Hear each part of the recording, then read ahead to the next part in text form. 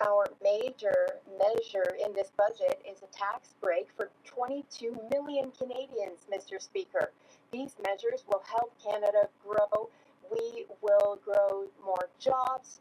We will grow our economy. I hope the Conservatives are going to wake up before Christmas and vote for our budget, Mr. Speaker. Mr. Speaker, this Christmas, the Prime Minister is the Grinch of the grocery store. According to Dalhousie University, the cost of groceries will be up $1,000 in 2026 for a total of $17,600 just to feed a family of four. The Liberal Grinch, who brings in an industrial carbon tax on the farm equipment, fertilizer, and food processor. The Liberal Grinch with a food packaging tax. The Liberal Grinch with a $78 billion inflationary deficit. Will he get rid of all of these hidden grocery taxes so Canadians can feed themselves at Christmas? The Honourable Minister of Finance. Mr. Speaker, it's Monday and we have good news. Canadians know it. It's all in the budget, Mr. Speaker. There's a lot of good news.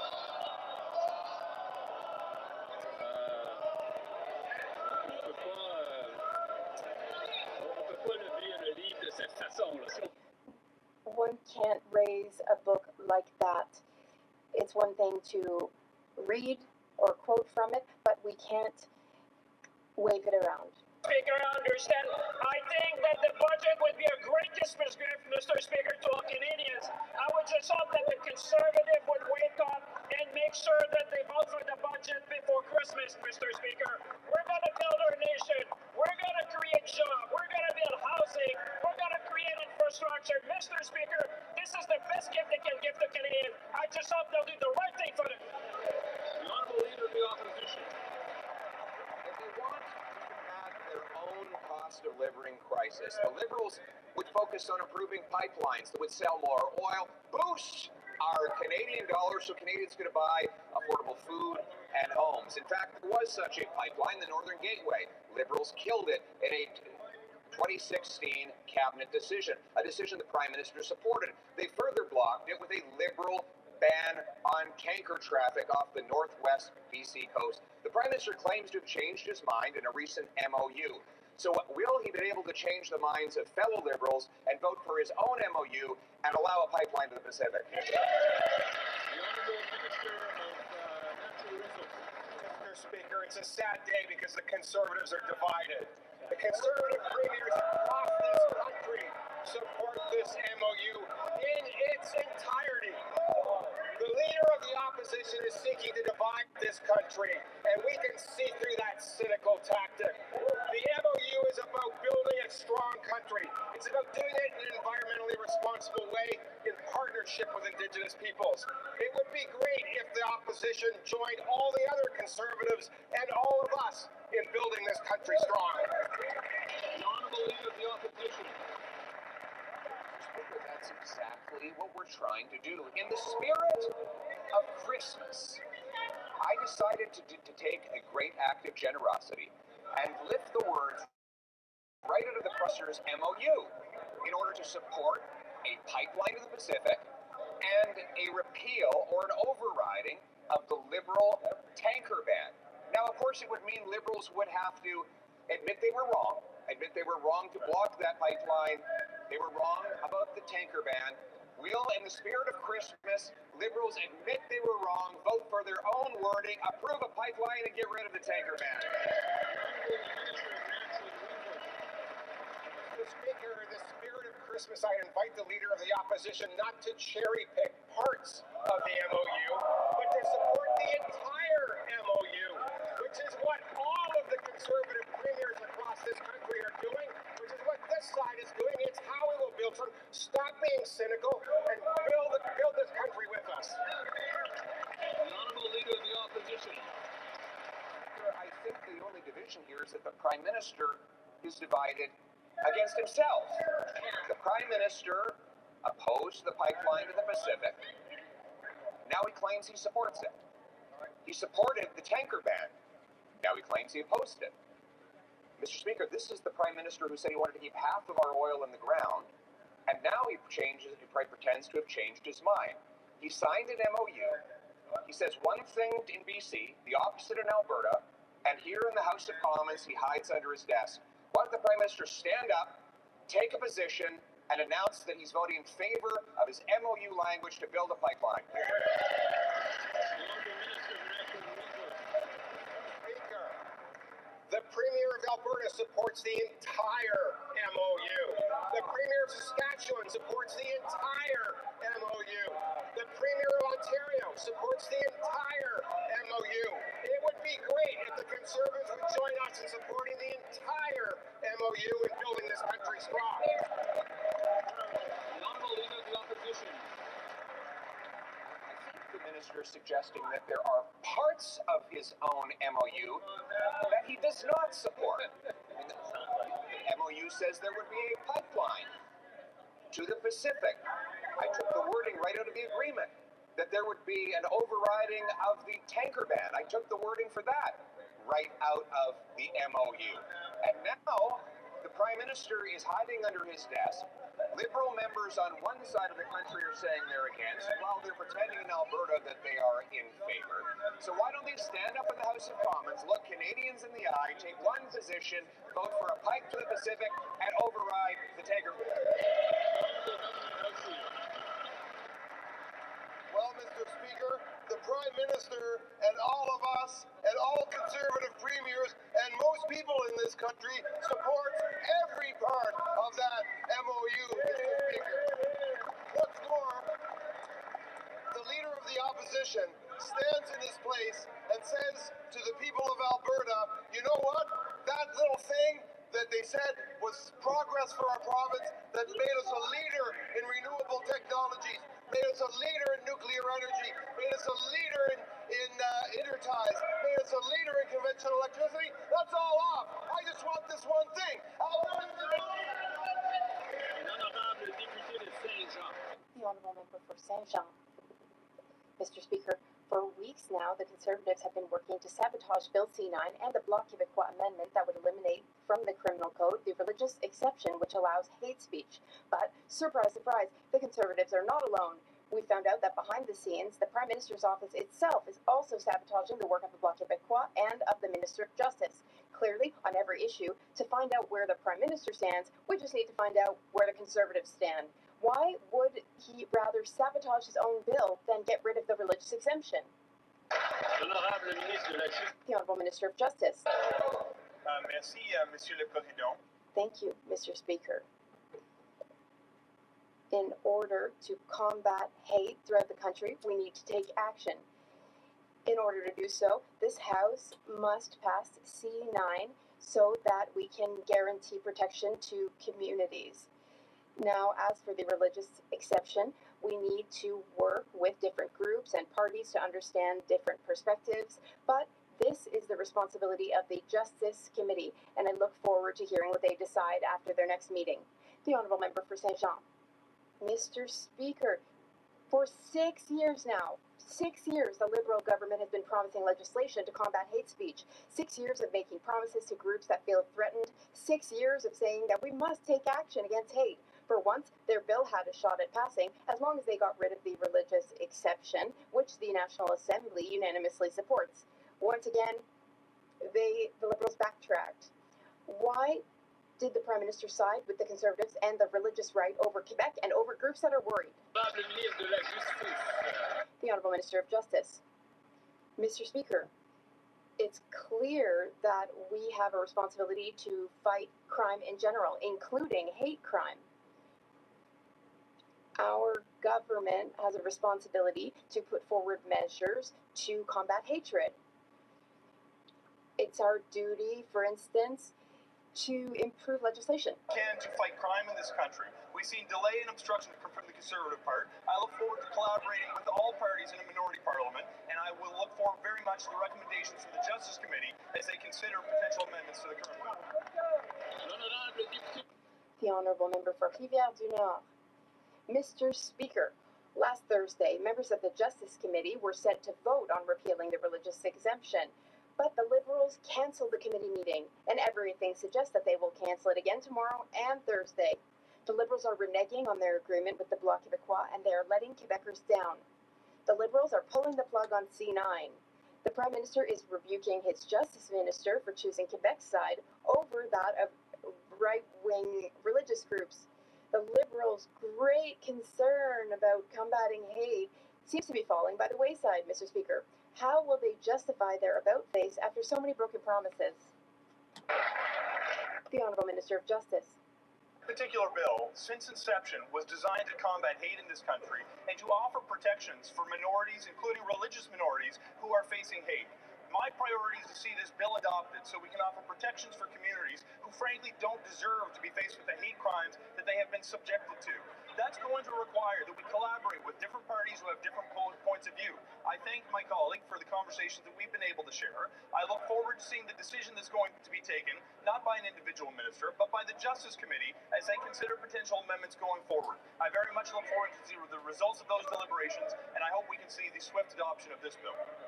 The honourable member for Foothills. The Prime Minister said that he should be judged by the price of food at the grocery store. Well, the food price report gave the Liberals a failing grade. It confirmed that food prices are going to increase $1,000 a family next year, a cost they simply can't afford. But Canadians didn't need a report to tell them that. They are experiencing it every single day. Canadian food banks are on the brink. In Foothills, the Okotoks Food Bank served more than 21,000 families last year. That is unbelievable. Why is the Prime Minister forcing Canadians to food banks instead of reducing taxes on farmers, fuel, and food? The Honourable Minister of Jobs and Families. He likes to talk about farmers, but let's talk about what farmers were going through last year. 66% of agricultural land in Canada was experiencing drought, extreme drought, Mr. Speaker, which drove up prices of beef. And not only that, Mr. Speaker, all across the world, prices for imports like coffee and tea and cocoa and strawberries and oranges went up as a result of climate change, Mr. Speaker. We focus on the things we can control, and you know what we can control? Putting more money in the pockets of Canadians. Why won't they get on board? The honourable member for Foothills. This didn't happen yesterday. A decade ago, when the Liberals took office, the average weekly food bill was about $160 a week. A decade later, it has doubled to $340 a week. That's $17,500 to feed a family of four. That is unbelievable in a country like Canada. And our Canadian food banks can't manage the load. And these aren't just strangers. These are friends, families, co-workers, neighbors, all relying on food banks. Why is the Prime Minister sticking to his ideology, increasing taxes to grow the food, transport the food, and buy the food, instead of lowering those taxes so Canadians... The Honourable Minister of Jobs and Families. We're not focused on imaginary taxes. We're focused on what actually helps Canadians. And you know what helps Canadians, Mr. Speaker? More money in their pocket. A decade ago, the Canada Child Benefit was worth up to $6,000. It's now worth up to $7,200, Mr. Speaker. It's kept pace with inflation. It's made sure that families have what they need to buy those children the food they need. And Mr. Speaker, we haven't stopped there. Everything we do is focused on making sure Canadians can weather the times, no matter their good times or bad. The honourable member for Brantford, Brant South, Six Nations. This Prime Minister told Canadians he should be judged by prices at the grocery store. Well, the results are in, and the Liberals have failed. In my community of Brantford, City Council declared a food insecurity emergency. Liberal inflationary spending is causing a run at food banks. Grocery bills have doubled, and the outlook for 2026 is even worse. After all this damage, will these Liberals finally admit that their taxes and reckless spending causes prices and scrap them now before even more Canadians go hungry? The Honourable Minister of Agriculture and Agri-Food. Thank you, Mr. Speaker. Mr. Speaker, let's drill down into the report everybody seems to be talking about. Let's quote, food prices are influenced by a variety of global factors, including climate change, geopolitical conflicts, input and energy costs, food distribution, food processing, and regulations. Mr. Speaker, it's not the Liberal Party, it's what's happening around the world, everywhere around the world. Let's get serious about this and help Canadians. The Honourable Member for Brantford, Brant South, Six Nations. Canadians are tired of excuses. They want groceries they can afford. On the food price report, they put it bluntly, if 2025 was difficult for Canadian households, 2026 won't be easier. After the most expensive Prime Minister in Canadian history has already shattered household budgets and forced families into desperation, Canadians are now being told the pain will only deepen. Will the Prime Minister commit today, yes or no, to scrapping the industrial carbon tax and the fuel tax on food production, or will he keep choosing ideology over empty stomachs? The Honourable Minister. Mr. Speaker, we've already gone down this path. Canadian Climate Institute has come out and said that the non-negligible in the price of food. The industrial carbon tax is 0.008. Mr. Speaker, we know definitely well that that's not the case. There's other factors in the world that are taking place. The geopolitical trade war, climate change, drought in the prairie provinces. These are all adding to the rise in cost of food, Mr. Speaker. They know that, so let's get on board and treat Canadians fair. The Honourable Member for Cambridge. Mr. Speaker, no one expected the verdict to be this tragic when judging the Prime Minister by prices at the grocery store. I heard from an 82-year-old woman who was forced to leave her hometown of Cambridge and her family just to afford groceries and rent. And Lacey, a single mom from Cambridge, told local media she spends her days asking, where's the sale? Clipping coupons and skipping meals just to feed her son. This is the reality for thousands of Canadians. Families are forced to buy whatever they can afford, not what's healthy or good for them, if they eat at all. So when so many families, seniors and working adults are going hungry, how can this government possibly justify any more inflationary times? The Honourable Secretary of State for Financial Institutions. Mr. Speaker, that leader's heart was two sizes too small when it comes to delivering affordability for Canadians. We cut taxes for 22 million Canadians. We cut the tax for first-time homebuyers. We are continuing to deliver on affordability, school food program, personal service support, tax credit. Mr. Speaker, on this side of the House, we're focused on affordability. It's time for that leader to let the light in, let his heart grow, join us in delivering affordability for Canadians. Thank you, Mr. Speaker.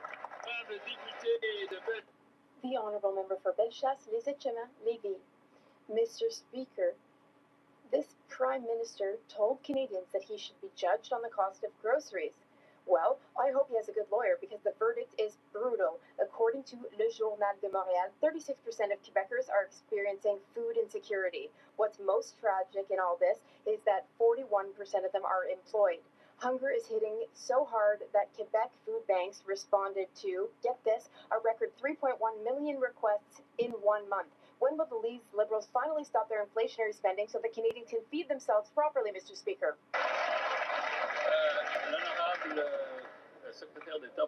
The Honourable Secretary of State for Children and Youth. Thank you, Mr. Speaker. Our investments are helping families. Budget 2025 contains many investments for children and families. This includes the school food program, which will help families save up to $800 a year. There's also the Canada Child Benefit, which can be about $8,000 a year for up to $8,000 a year for children under 6. We are here for Canadian families and children on this side of the House. The Honourable Member for Bellechasse, Les Etchemins, Lévis. Well, Mr. Speaker, what they're doing is just not working. And there's a family in my riding of 2 adults and 3 children. They are suffocated by the cost of living. They're spending the winter in a trailer. They were so ashamed that they didn't dare ask for food. A frontline worker was the one who alerted the food bank. Now the food price report confirms that groceries will cost $1,000 more next year. When will this Prime Minister stop his inflationary spending to give dignity back to Quebecers, Mr. Speaker? The Honourable Secretary of State.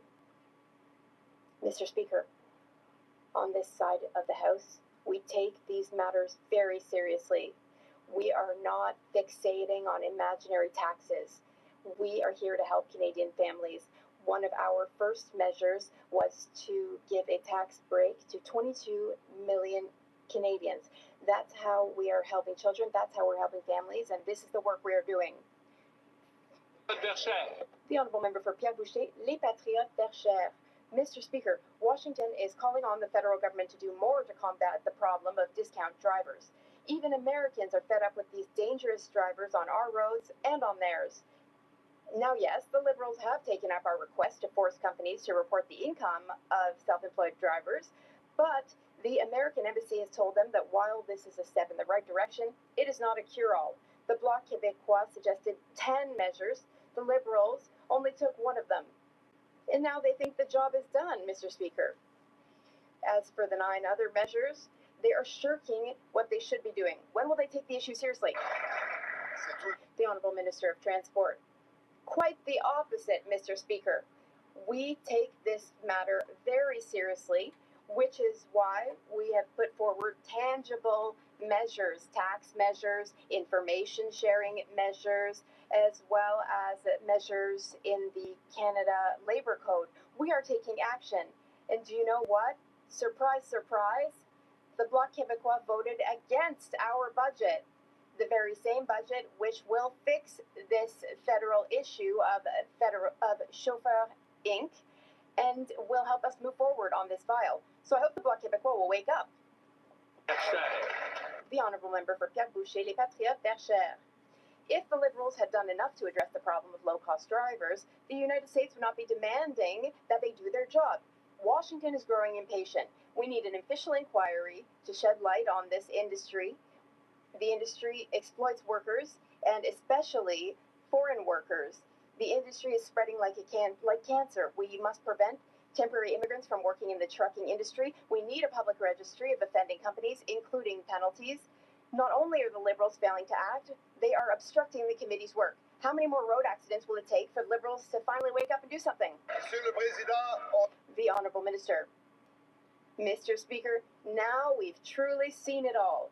The member knows full well that provinces are the ones who certify truck drivers. Provinces are the ones who inspect the trucks. Provinces are the ones who hire road controllers.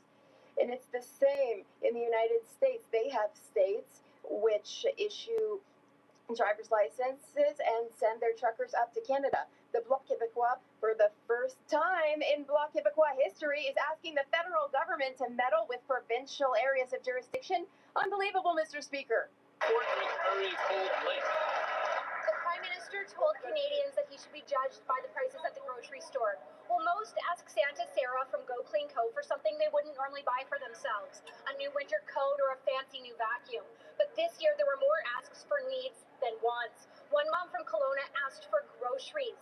This mom shared that after rent was paid and putting $10 of gas into her car, she was left with $3 for the next 2 weeks and a baby in diapers. Does the Prime Minister think that people asking Santa for groceries is okay in this country? The honourable member for Mr. Speaker, our Women government and is Gender taking Equality. real action on affordability, protecting women's economic security, and empowering women across the country. We're introducing a middle-class tax cut that's going to benefit 22 million Canadians across the country, and we're making the National School Food Program permanent. This is going to feed kids at school while putting more money back into their pockets, and we're making housing more affordable through Build Canada Homes. This is going to help single mothers and keep families, give them a safe place to live. We're also making auto tax filing for 5.5 million Canadians. This is real impact for Canadians, and that includes women and families across the country, Mr. Speaker. Member for Fort McMurray Cold Lake. Liberal food inflation is crippling Canadian families. The Prime Minister told Canadians to judge him at the price of the grocery store, and he's failing. More and more Canadians are relying on charity simply to make ends meet. 33% of food bank users are children, and infant formula is in high demand at food banks, which is no surprise. A container now costs nearly $50, up 84% in the last 8 years. Does the Prime Minister care that feeding babies has become a daily struggle for Canadian families? Yes or no? He doesn't care. Doesn't care on nothing. Mr. Speaker, my heart goes out to parents facing challenges, and we care about families. So while Conservatives amplify panic instead of offering a single solution, the evidence is clear. Research from the C.D. Howe Institute confirms that the Canada Child Benefit is one of the most effective tools we have to reduce child poverty and help families afford essentials. Let's be honest, Mr. Speaker, Conservatives voted against this. They voted against it then. They voted against supports now for families and children. Mr. Speaker, their actions speak louder for themselves, Mr. Speaker. Thank you very much. The honourable member for Newmarket Aurora. The Prime Minister once said that the grocery aisle would be his report card. Well, today in that aisle is a mother standing still, staring at the price of baby formula that has gone up 84%.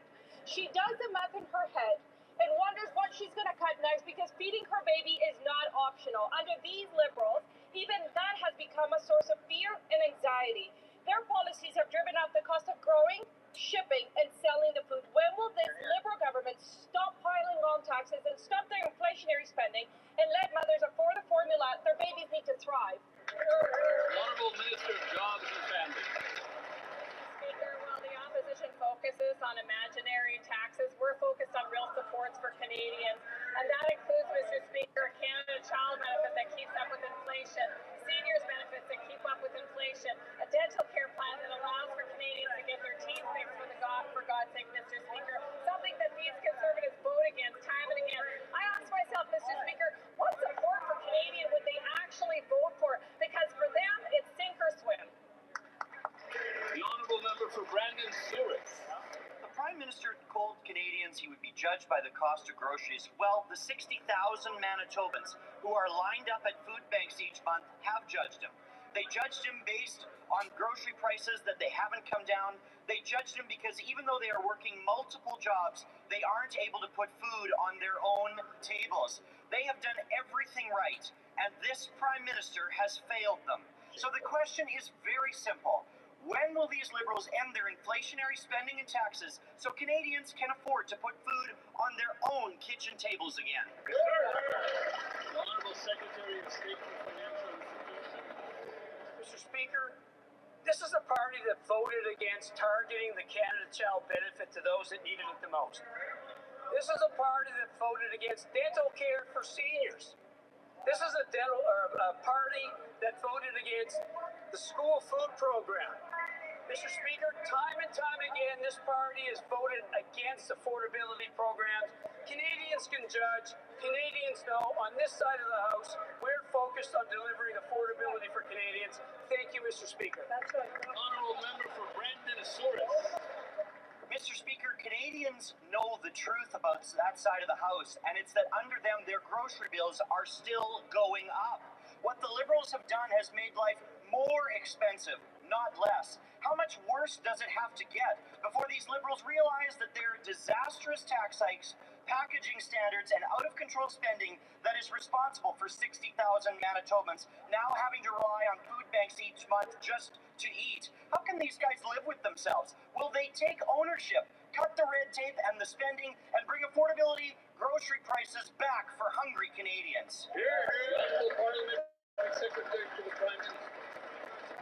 That member in that party seriously, frankly, Mr. Speaker, because in the budget is actually contained a tax cut for 22 million Canadians, Mr. Speaker. They stand in the progress of that bill being advanced to help support Canadians. They voted against the National Food School Program, Mr. Speaker. And talking about food, Mr. Speaker, there was not one single thing in the Conservative platform for farmers in this country in April of 2025.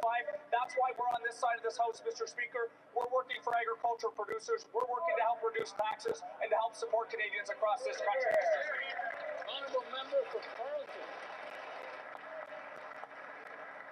Mr. Speaker, residents of Carleton have made it clear they want leadership and an economic vision for the country.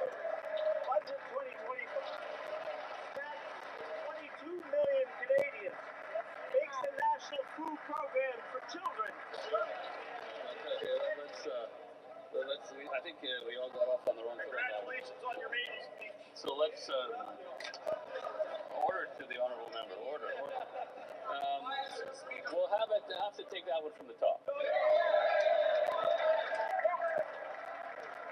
Mr. Speaker, residents of Carleton have made it very clear they want real leadership and an economic vision for this country.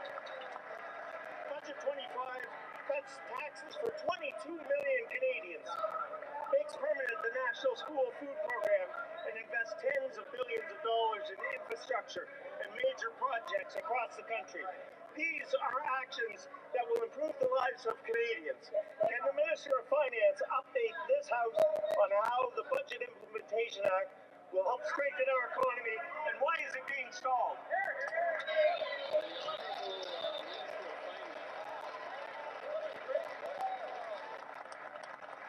Mr. Speaker, even the Conservative can feel the passion in that question, Mr. Speaker. But the people of Carleton will know, Mr. Speaker, that there's only one reason reason and one reason alone why these key pieces of legislation have not yet been passed, Mr. Speaker, and it's the opposition partisan game, Mr. Speaker. Even ahead of Christmas, Mr. Speaker, they're stopping legislation for first-time home buyers, Mr. Speaker. They're stopping the creation of tens of thousands of jobs, Mr. Speaker. They're stopping the National School Food Program, Mr. Speaker. On this side of the House, we're going to build candidates. The honourable member for Calgary East. Disagrees with everything that he wrote about pipelines over the last 10 years. He supported Liberals cancelling a West Coast pipeline in 2016 in his 2021 committee testimony. The Liberals' tanker ban off the West Coast makes a pipeline impossible. Will Liberals admit they were wrong on pipelines, wrong on the tanker ban, and vote for our motion to approve a pipe to the Pacific, remove the tanker ban, just like the Prime Minister promised Alberta in the MOU? Honourable Minister of Natural Resources. Mr. Speaker, it's really sad that the Conservatives are divided, because the Premier of Alberta supports the entire MOU. The Premier of Saskatchewan supports the entire MOU. The Premier of Ontario supports the entire MOU. The cynical ploy to pick and choose. Canadians can see through that, Mr. Speaker. Why don't they come on board with all of us and all the provinces and vote for Building Canada? Honourable member for Calgary East. Talk out of both sides of their mouth. The Prime Minister tells his Keep It in the Ground caucus, no pipeline. He tells Alberta there will be one. He says he supports a tanker ban, but then promises to override it. He's going to flip-flop on the pipeline until after the election, pretending he wants to build one without ever offending his loony left Liberals. Will he stand up to keep the Keep It in the Ground caucus? Get it?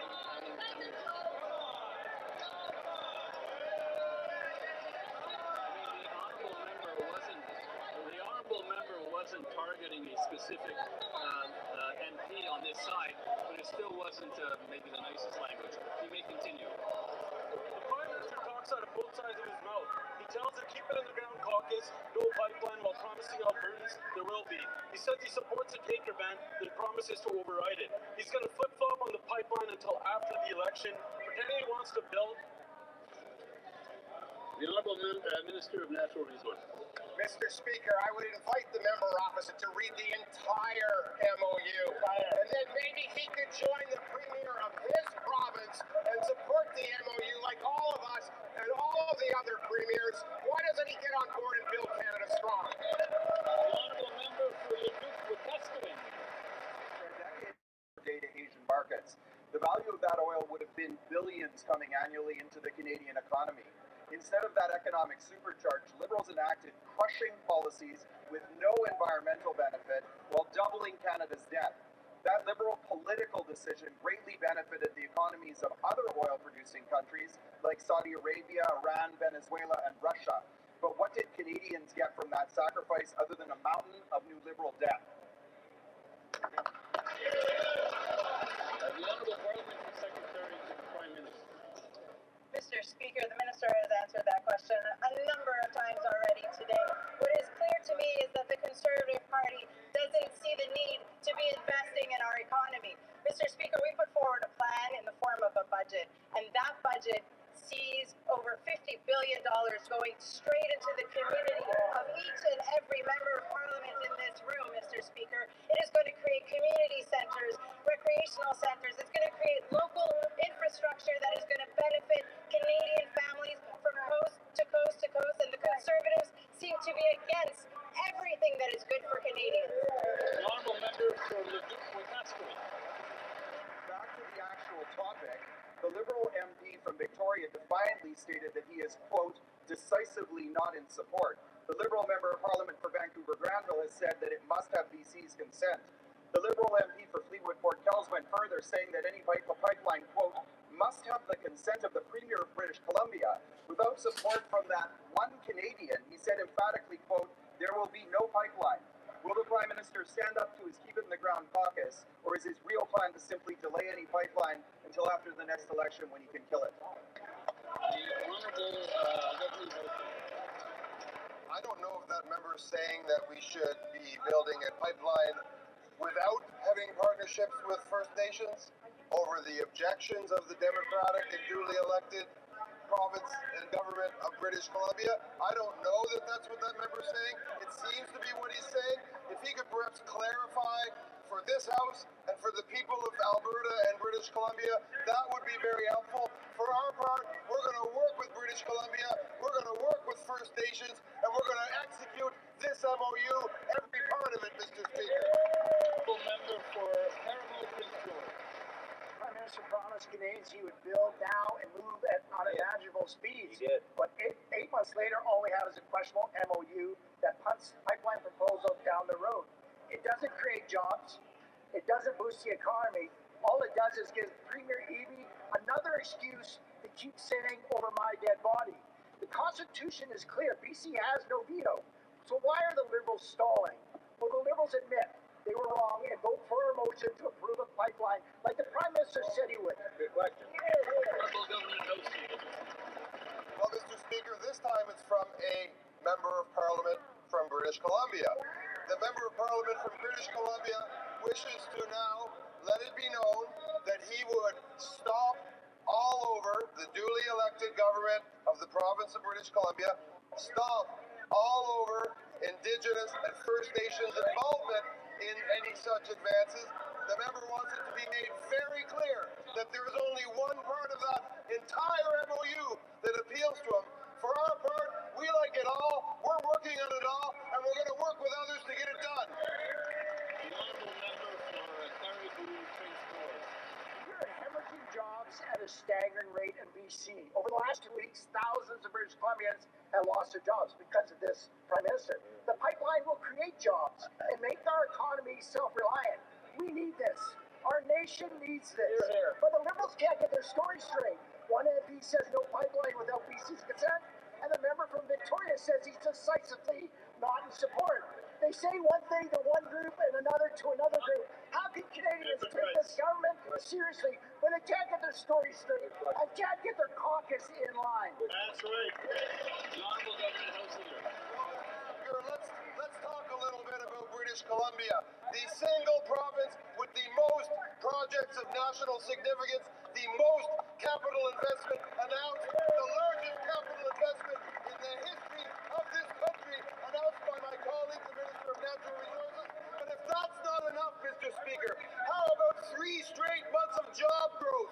How about inflation down? How about wages up over the rate of inflation?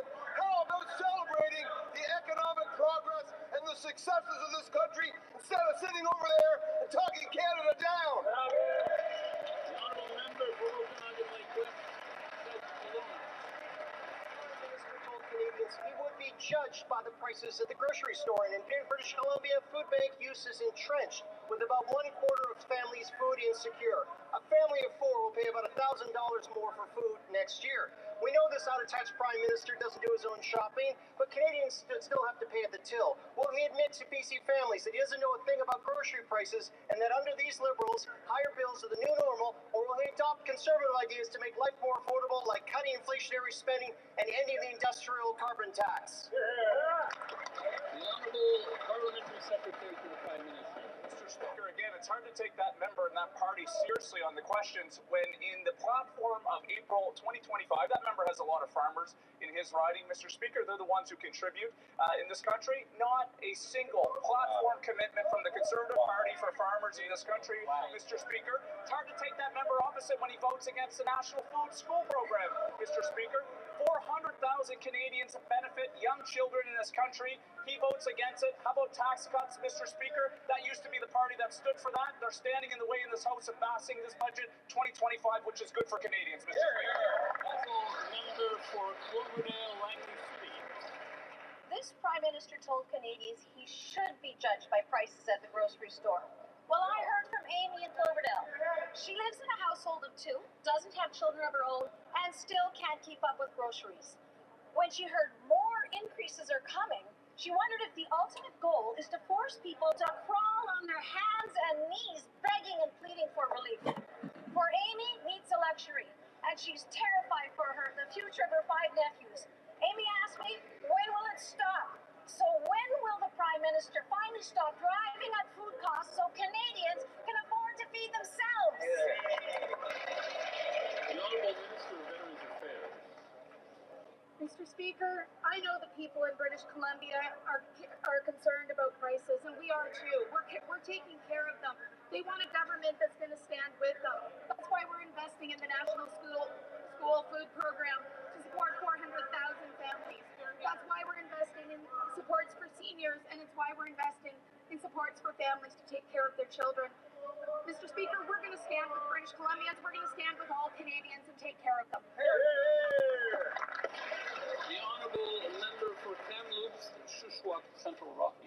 This Prime Minister told Canadians he should be judged by prices at the grocery store. Well, food bank visits have increased up to 80% in BC.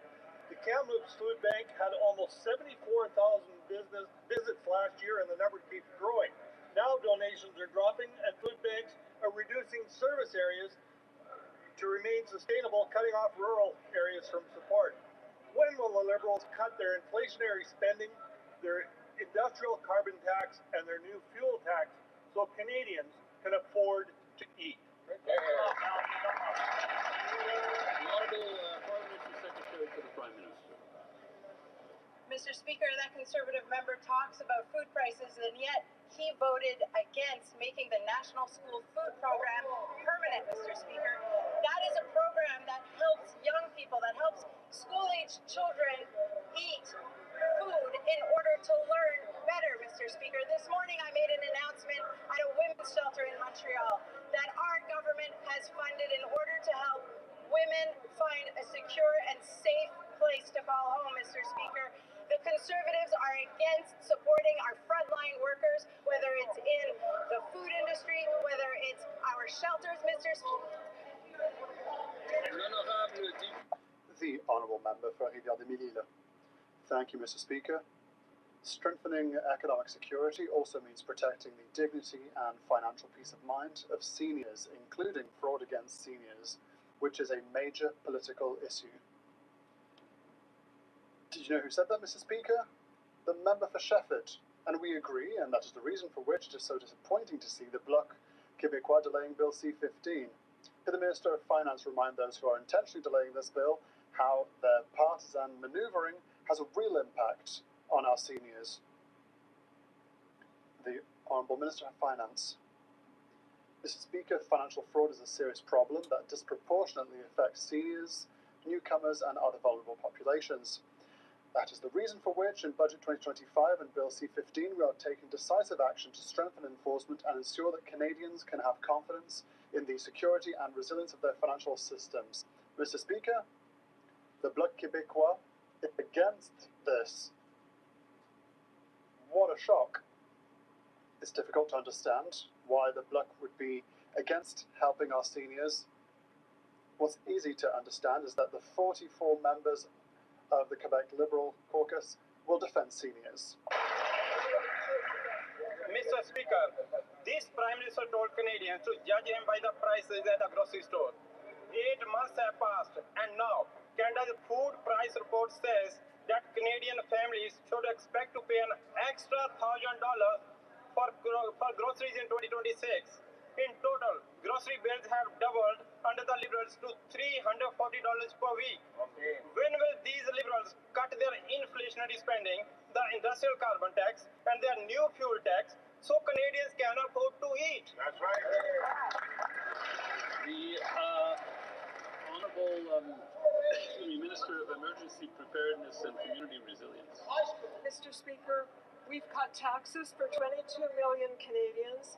We're building affordable homes. We're making it easier for young people to buy homes, creating thousands of jobs by investing in our economy. The easiest way for Conservatives to make life more affordable to Canadians is to support our plan and Budget 25. Thank you. The Honourable Member for Louis-Saint-Laurent at Wenrock. Mr. Speaker, this government's economic policies don't work.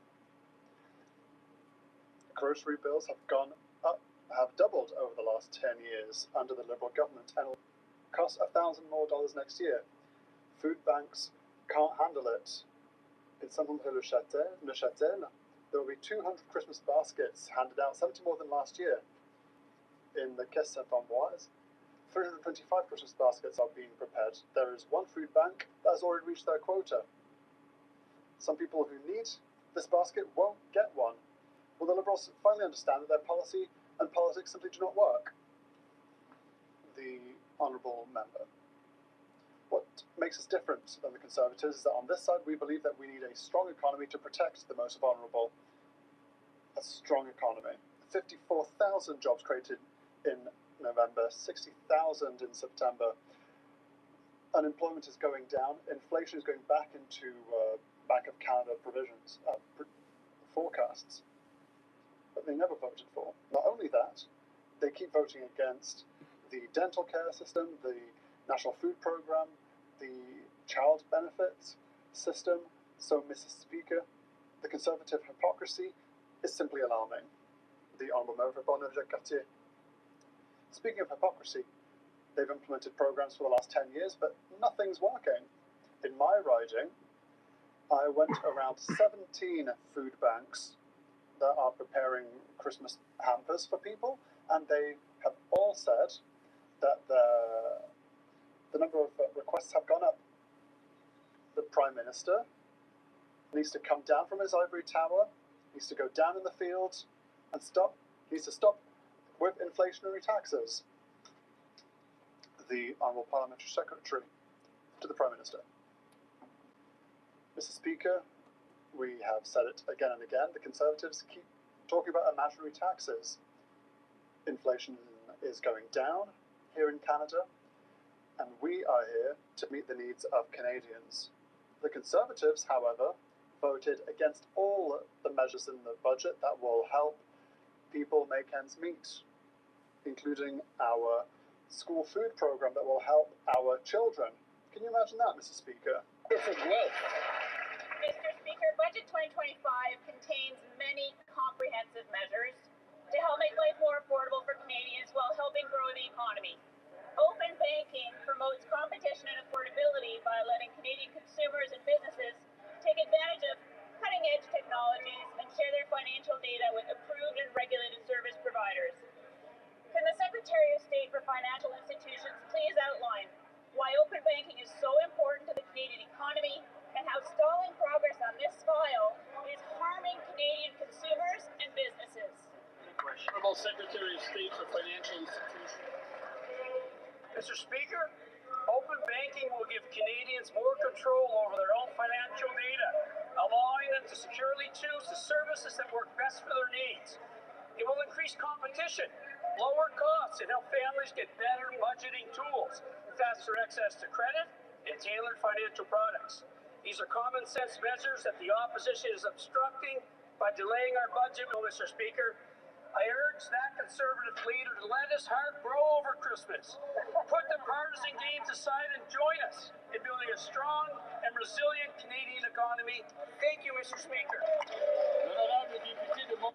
The Honourable Member from Montmorency-Charlevoix. Thank you, Mr. Speaker. In the Conflict of Interest Act, it is clearly noted that ministerial staff, for example, are not allowed to get any gifts or other benefits. The Journal de Montréal stated this morning that 10 people connected to the Liberal Party of Canada received $1,000 each for services rendered during the last leadership race for the current leader of the Liberal Party of Quebec. Can the Prime Minister finally explain to Quebecers what's all this Liberal flim-flamming about?